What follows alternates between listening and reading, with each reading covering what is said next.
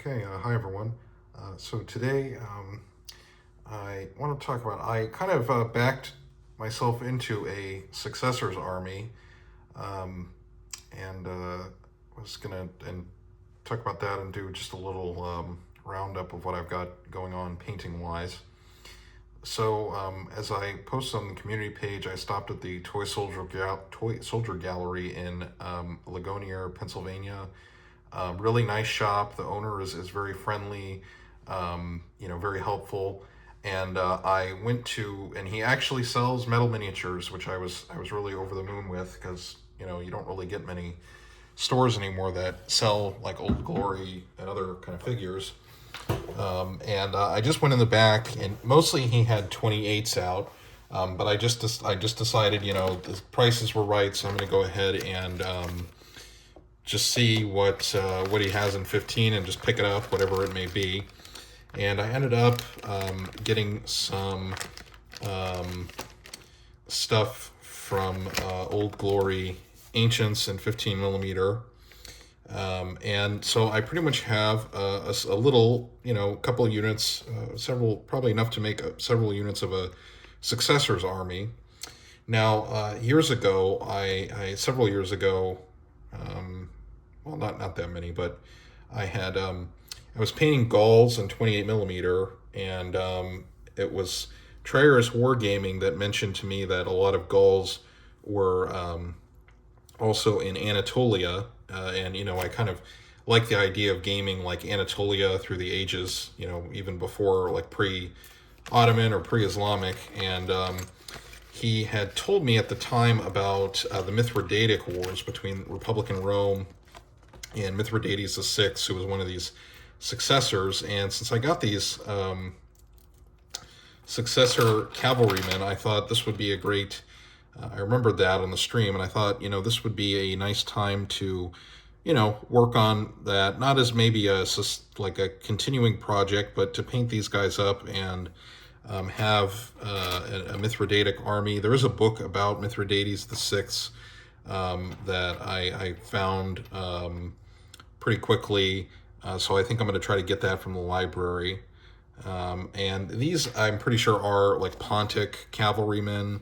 I thought they were Pannonian, like from like the Roman name for Hungary, but they are actually successors, like Macedonian Hellenistic cavalry. So I'm pretty sure I can use these in a Mithridatic army, successors army. But if any of you guys are ancient history people out there, let me know, because I try to do. I like historical accuracy in my areas, and I like to have historical accuracy in others as well, even ones I don't know about. So I've got these guys, and I've got and these Old Glory bags are pretty substantial, so I feel like I can get at least a couple of units out of this, because it does include the command with it. And then I also found a pack of successor cavalry that I will show here in a moment.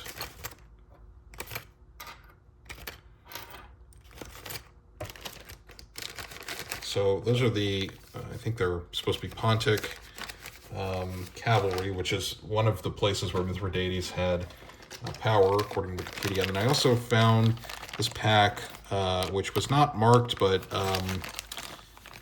they appear to be Gauls, so that will actually be perfect, because they can be Anatolian Gauls, Anatolian Gaul cavalry fighting in Mithridates' service.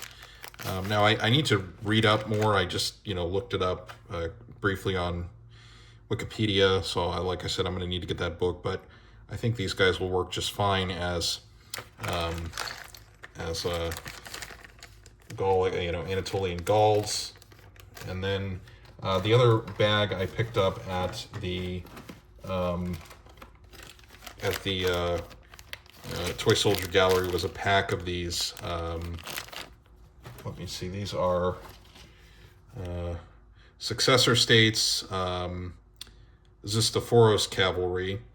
And I did check the Zeiston figures I already had, and these guys which I have a small unit of Zeiston light Hellenistic light cavalry. I think these are Macedonians. Now these may be from like the earlier period. I looked this up and I don't remember at the moment, but I think these could also be used. I've like a few stands of these. I've got two more stands, but the size-wise, they seem to work just fine with the old glories. So I think the Zeistons might be a little bit bigger, but I think this is could be a nice, fun little side project. I don't know when I'll start painting it, but it would be fun to have at least one Ancients army. And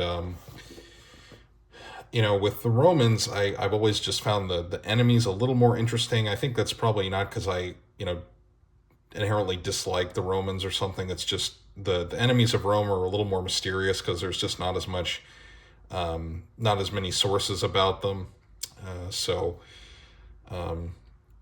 But yeah, I think this could be interesting. Like I said, I'm not sure when I'm going to start painting it, but these are really nice figures, and they're still in production. So if you, if you want to pick these up or find them like on Noble Knight, they're still around. They're nice figures. And then at some point in the future, I can paint up the Republican era Romans, and that'll be fun. The rest of the stuff on here is kind of typical fare here at Corvinus Wargaming. I've got these Ottoman. These are also Old Glory. This is from stuff a viewer sent me very kindly, but I'm getting them ready to get primed, or some of them are primed, but to get the other ones ready. These are supposed to be 18th century Ottoman infantry. I thought they were meant to be like Barbary pirates or something, but they are Ottoman, kind of like musketeers from like the 18th century. And then I also have these Ottoman light cavalry. So another unit of Ottoman light cavalry. They never, you can never really have too many. And then I also finished up another unit of pike. So that'll give me 3 pike blocks, which is good. So I feel like with 3 pike blocks, in terms of my 15 millimeter collection as it stands, that's nice, and that's like good to, I can buy more arquebusiers to build out, proper tercios or just, infantry regiments for the 16th century. And then I had this gun. This is from another thing that another friend of the channel sent me in a kind of grab bag. But I went ahead and repurposed these Cossacks from my wagon fort that I had extra, and I just use them as a gun crew. So I've got another artillery gun. I could use these for my Poles or for Cossacks or even Ottomans maybe. But it's always good to have another gun battery, I feel like, just to have an extra. And then these are, I believe, from like a medieval Lithuanian set. Another thing from this grab bag that I was sent. So these guys are going to go in my Timurids because I'm not quite sure what they're supposed to be. They might be like Lithuanian Tatars or like medieval Lithuanians themselves. I don't really know. But, a horse archer is a horse archer, especially in Tamerlane's army, because I've mentioned before, we just don't really know all that much about who was in Tamerlane's army precisely, exactly. So, it's another option to have there. And so that's what I've got. But the Successors thing seems interesting, but I'm going to keep pushing ahead with what I've got here and doing the Timurids, and then doing a couple of units for my 16th century European collection for having Belgrade defenders. So Okay, and just the last thing, we'll continue doing the Belgrade campaign. I'm trying to find a happy medium with those videos to not make them interesting, but not like too long, because I don't really personally like to do battle reports that are like 3 hours or something. It's a little unwieldy, I think, but those are skirmishes. So if I can actually do Belgrade with like maybe get a few people in the area and film like a report, even if it was just like a slideshow, I feel like that could be effective. I don't know. I'll think about it. But anyway, that's what's going on, and that's the latest hobby update. And I will. Thanks for watching, guys, and talk to you in the next video.